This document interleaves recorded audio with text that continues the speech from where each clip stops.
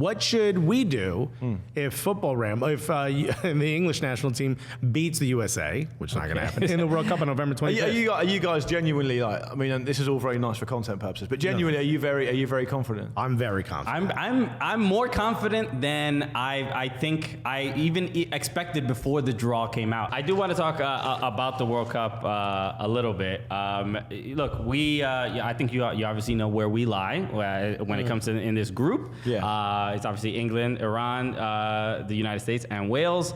So after the U.S. finishes top of the group, where do you guys think? What do you think? How do you think it's going to shape out? We'll sign on for second place right now. We'll take that right now. You can't do this with Luke. Yeah. He's like, we'll take second. We ain't scared. I think England will be the favourites, won't they? I think in your nation, yes. Yeah. Well, everyone goes crazy as soon as the World Cup comes around. Thinks England are going to win it in England. Yeah. But US are a good team. Like, joking aside, they're a good team. Wales have got a lot of good players. I don't know that much about Iran. I think they'll struggle probably. But I don't think the US should be pessimistic. I think they should be very optimistic. Let me make a case for USA finishing top of the group. The game against England will be much bigger for us than it will be for you. That's fair. Yeah.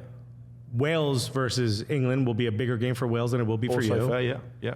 Iran versus US will probably be a bigger game for them than it will be for us. Yeah.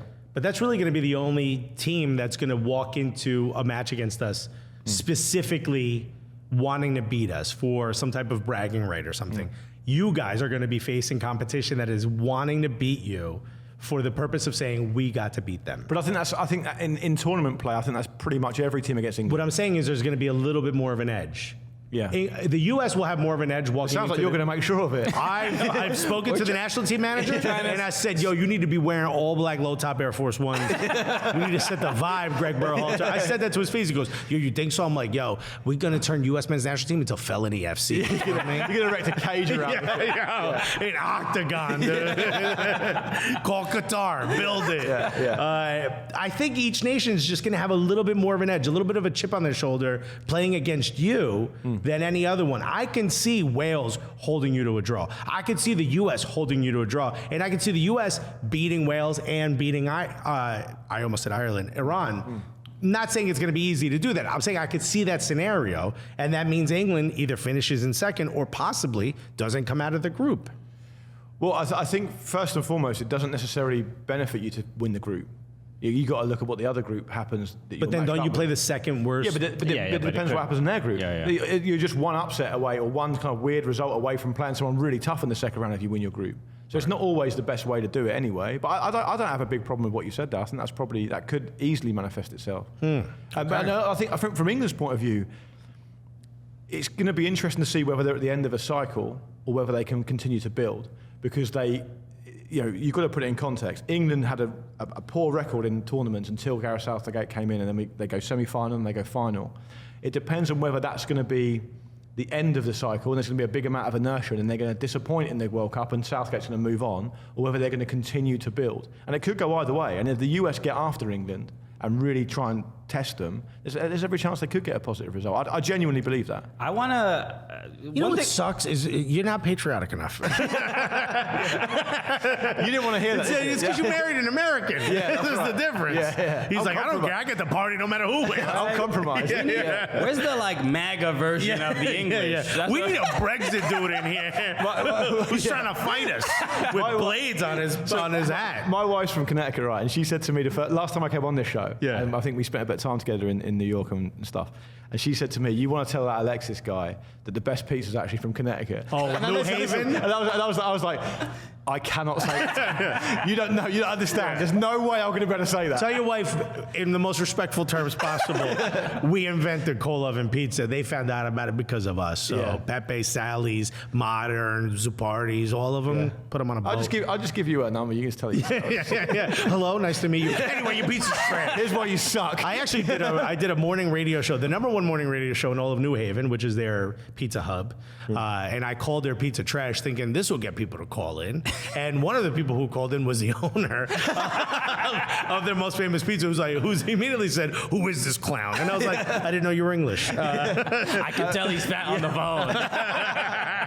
But you know, there's a famous pizza place in Connecticut, Frank Pepe's. You know That's that? who called. Pepe. Oh, okay, that's the guy, right? Yeah. So I've eaten there. Yeah. Yeah, Pepe Sally's is down the block. Yeah. Modern is in the area. Well, you don't respect their work. No? It's very good, but Yeah.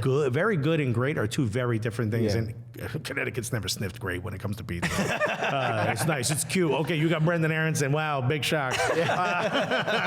Oh wait, the one thing I wanted to make sure to say about this, one thing we have not done with any of our English mates is maybe have like a little bit of a wager on this game. Okay. And I think this is something that we should do. The first thought that came to mind if the United States wins against England is maybe Football Ramble has to do a complete episode where they have to use the word soccer the entire time. You got to speak to the head of production about Okay. that. It's not my. Okay, we got a nod. It's not my choice. We should look. That's just an idea, but I think there should be a wager. We should have a wager for if we draw, right? We do something friendly. Okay. If US wins, you got to call it soccer. The whole squad got to call it soccer the whole time. How long for? A whole episode. A full episode. And you no. And you cannot reference to anyone. Well, you guys don't have a chat or anything. Yeah. But you cannot reference why you're calling it. You just have to call it soccer and just annoy the shit out of your fans. But the thing about the wager, as I understand it, is there's a potential upside for me as well. Yeah. Right, and if the England wins, what would it be for us? We have to eat Marmite or some shit, or Vegemite or whatever it is you guys are You gotta into. take me to Frank Pepe. And I have to quietly enjoy it. I don't know. I mean, I'm up for that in principle. We should do that. Yeah, I think we should do something. A nice little Cooligans Football Ramble wager. Why not? Yeah. We'll figure out what the chat. Let us know what it is. And if you're listening to this as a podcast, why don't you tweet at us? What should we do if the English national team beats the USA, which is not going to happen, in the World Cup on November 25th? Are you guys genuinely like? I mean, and this is all very nice for content purposes, but genuinely, are you very confident? I'm very confident. I'm more confident than I think I even expected before the draw came out. I think the U.S. Were you pleased that the US drew England? We wanted it so 100%. bad. Yeah. Okay. And definitely for content purposes, this is no better kind of draw that you could have gotten. I think it's hyped us up even more because of the constant. I think I mentioned this off air before on TikTok. Everything we post, we are now introduced to a British audience, and the comments are just like relentless. And part of me is just like, I just want to shut them up a little bit, you know? It won't. They'll blame it on VAR or something. Yeah. But I think with the roster that the U.S. has, obviously Christian Pulisic is definitely the kind of the face of the team, Right. But Yunus Musa, Weston McKennie, I mean, all these players. Yunus Musa, an Englishman. That's right. Who chose to play for the U.S. He was born in New York. I think he spent about 15 minutes here, and he was like, you know what? Good enough for us. I think when you say he chose to play for the US, there might be some people in England who partly made that decision for him as well. But there's so many players that are playing in Europe that are playing at a high level even right now that I think I think they're being underestimated by the English. It's easy to just be like, oh, they're American. One of the suggestions is we have to eat beans on pizza. Or pineapple on pizza. Yeah, oh my, never. No, Hawaii has to win the World Cup before I do that. Actually, it's Canadian. They invented it. So Canada wins the World Cup. But what you're seeing is, so generally speaking, I don't want to offend you guys again by dismissing like the Americas, which I don't think I was doing anyway, but anyway. Yeah. The best players come to Europe, right? So the fact that you've got a load of American players playing in Europe consistently it speaks for itself. So I mean, if they can blend and mix those players into a national team setup, which a lot of nations find hard to do anyway, then they're going to have success. And I don't think it's an automatic that they'll get beaten by England. I think a lot of people see England and overrate them the same way that you probably think the US are underrated. I think it's probably quite equal in that way. Yeah, there's a lot of Jamals who say Weston McDonald instead of McKennie doesn't even make the England B team. Yeah, I mean, this he doesn't exist. Crucially. Yeah. That. What do they play in the? They play in the championship.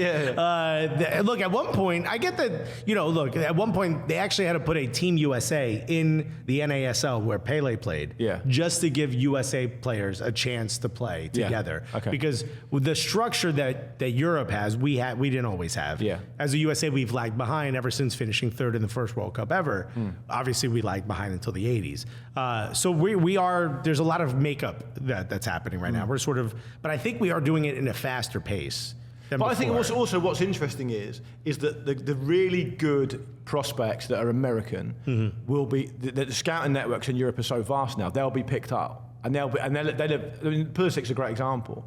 His entire football education would have come in Europe. Right. So that elevates him as a player just because there's a far better tradition of football in that part of the world. Coaching is more developed there, especially at a youth level. If you look at the US squad, say, in 94, I wouldn't be surprised if every single one of them were playing in America.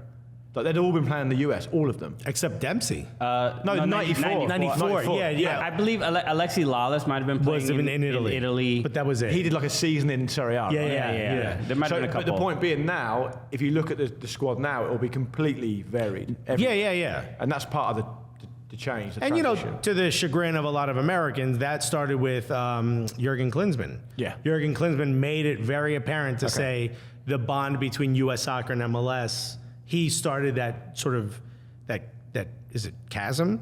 Is that the word that just went? Schism. Schism? Yeah. That definitely wasn't what I was going to say. That sounds dope, though. Whatever. It's a great Tool song. Wasn't there like an old '90s rap song about schism? Anyway, that gap was widened because he said he wants his players to play in Europe.